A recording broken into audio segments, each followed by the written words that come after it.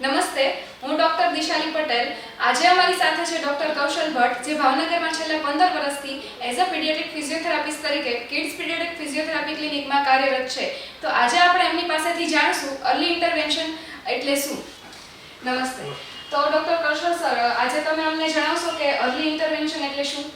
Early intervention એટલે બહુ વિશાળ શબ્દ છે કે જેની અંદર બાળકની હાઈ રિસ્ક ઇન્ફેન્ટમાં as soon as possible treatment, બને એટલી જલ્દી ટ્રીટમેન્ટ કરવી, તેને અર્લી ઇન્ટરવેન્શન કહેવાય. ઓકે.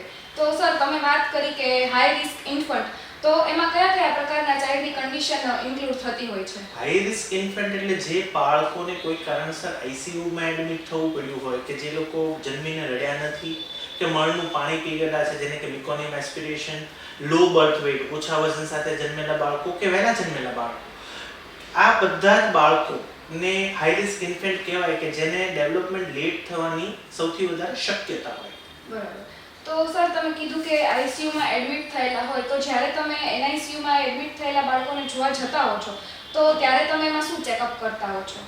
બાળકને એનઆઈસીયુમાં અમે જોઈએ ત્યારે બાળકની એનઆઈસીયુમાં overall behaviour, sensory system, motor movement, development, આ બધી જ વસ્તુનો અમે ચેક કરી અને એ પ્રમાણે બાળકને અમે ટ્રીટમેન્ટ આપતા હોઈએ છીએ. ઓકે. તો એનઆઈસીયુમાં જે ટ્રીટમેન્ટ થતી હોય છે, એ ટ્રીટમેન્ટ અને ક્લિનિક બેઝ જો ઈ બાળક આવે તો એ ટ્રીટમેન્ટમાં કઈ ડિફરન્સ હોય છે ખરો?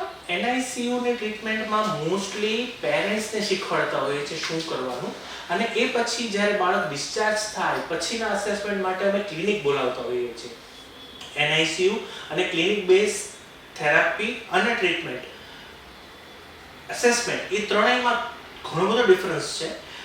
અમે જ્યારે ક્લિનિકમાં બોલાવીએ ત્યારે બાળકનું DASII developmental assessment scale for Indian infant, HINE છે, એમર્સમિથ ઇન્ફેન્ટ ન્યુરોલોજિકલ એક્ઝામિનેશન અને એચઆરવી જેવા અસેસમેન્ટ અમે જે ક્લિનિકમાં જ કરતા હોઈએ છીએ. બરાબર. તો સર, તમે એક નવો વર્ડ ઇન્ટ્રોડ્યુસ કર્યો, એચઆરવી. તો એચઆરવી શું છે, એની વિશે થોડી માહિતી આપશો અમને? એચઆરવી મોસ્ટલી અત્યાર સુધી ફિઝિયોલોજિસ્ટે યુઝ કરેલો એક અસેસમેન્ટ છે, જે નોન ઇન્વેઝિવ છે. માત્ર 5 મિનિટનો બાળકનો ઇસીજી કરી અને તેનું એનાલિસિસ કરવાથી બાળકની ઓટોનોમિક નર્વસ સિસ્ટમનું ડેવલપમેન્ટ અને ડેવલપમેન્ટ કેવું થશે બાળકનું, એનું પ્રોગ્નોસિસ જાણી શકાય છે, જે ફિઝિયોથેરાપિસ્ટની અંદર પોપ્યુલર નથી, જે સર્વપ્રથમ આપણા ક્લિનિકમાં જે કરવામાં આવ્યો છે.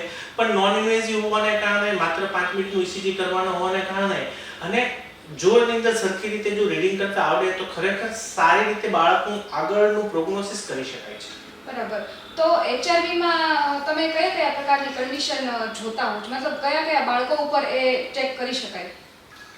એચઆરવી એનઆઈસીયુમાં થાય, હાઈ રિસ્ક ઇન્ફેન્ટના થાય. આ એચઆરવી પીઆઈસીયુમાં પણ, જેમ કે ગુલિયન-બેરી સિન્ડ્રોમ છે, કે બાળકને ટ્રોમેટિક બ્રેન ઇન્જરી છે, બાળકને કોમામાં કે એન્કેફેલાઇટિસ જેવા રોગો થયેલા છે, અને બાળક પીઆઈસીયુમાં છે, ત્યારે પણ એચઆરવીનો રોલ છે. બરાબર. તો તમે સાથે સાથે વાત કરી પીઆઈસીયુની, તો એનઆઈસીયુ અને પીઆઈસીયુની ટ્રીટમેન્ટમાં કઈ ફરક ખરો? એનઆઈસીયુમાં નવજાત બાળકને રાખવામાં આવે છે. પીઆઈસીયુની અંદર પીડિયાટ્રિક આઈસીયુ છે, જેની અંદર બાળક જે મોટું થઈને 12 વર્ષ સુધીનું કે 14 વર્ષ સુધીનું છે, જેમને આગળ મેં વાત કરી એ પ્રમાણે કોઈકને ટ્રોમેટિક બ્રેન ઇન્જરી છે, કોઈકને બ્રેન ઇન્ફેક્શન્સ છે, કોઈકને બીજી કોઈ ચેસ્ટ રિલેટેડ બીમારી છે, અને કોઈ બાળકને જીબીએસ થયેલું છે, તો એ બધા કારણોસર હોય તેની અંદર અમે પીઆઈસીયુમાં અમે જોતા હોઈએ છીએ. અચ્છા. તો ચેસ્ટ રિલેટેડ જ્યારે કોઈ પ્રોબ્લેમ થતા હોય છે, તો ત્યારે કોઈ વખત આપણે એવું સાંભળ્યું છે કે લોકો પોસ્ટરલ ડ્રેનેજ આપતા હોય છે. તો ચેસ્ટ ફિઝિયોથેરાપીમાં ખાલી માત્ર પોસ્ટરલ ડ્રેનેજ જ દેવું જોઈએ કે બીજી કોઈ પદ્ધતિ કે હોય છે? જો પોસ્ટરલ ડ્રેનેજ ચેસ્ટ ફિઝિયોથેરાપી માટેનું એક બહુ સારી ટેકનિક છે, પણ પોસ્ટરલ ડ્રેનેજ માત્ર ચેસ્ટ ફિઝિયોથેરાપી નથી. એક એક્ઝામ્પલ આપું કે જે બાળક વેન્ટિલેટર ઉપર છે અને કોઈક સિક્રેશન આવે છે, તો એ કાઢવા માટે પોસ્ટરલ ડ્રેનેજનો ઉપયોગ થાય છે.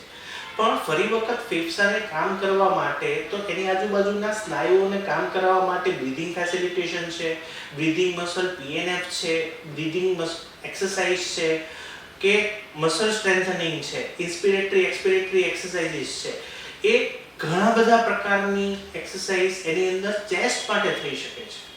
હા. તો સર, આ બધી વાતચીત ઉપરથી તમે અમને જણાવશો કે આ બધું જ જે આપણે ચર્ચા કરી એનું કન્ક્લુઝન શું છે? અર્લી ઇન્ટરવેન્શન એટલે as soon as possible treatment, જેમ કે બાળક હાઈ રિસ્કમાં છે તો પાણી પહેલા પાળ બાંધો, તકલીફ થાય એ પહેલા ટ્રીટમેન્ટ કરાવો અને ટ્રીટમેન્ટ એમણે ઘરે કરવાની છે. તો આગળ જતા એમને કોઈ પ્રોબ્લેમ થવાના હોય તો એમને નિવારી શકાય. જો ડિફોર્મિટી આવવાની હોય તો આપણે રોકી શકીએ.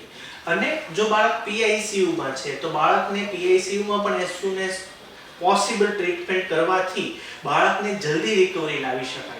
અર્લી ઇન્ટરવેન્શનનો કોન્સેપ્ટ જ એક છે, બને એટલું જલ્દી ટ્રીટમેન્ટ કરો જેથી બાળકને જલ્દી રિકવરી આવે. Thank you sir. Thank you.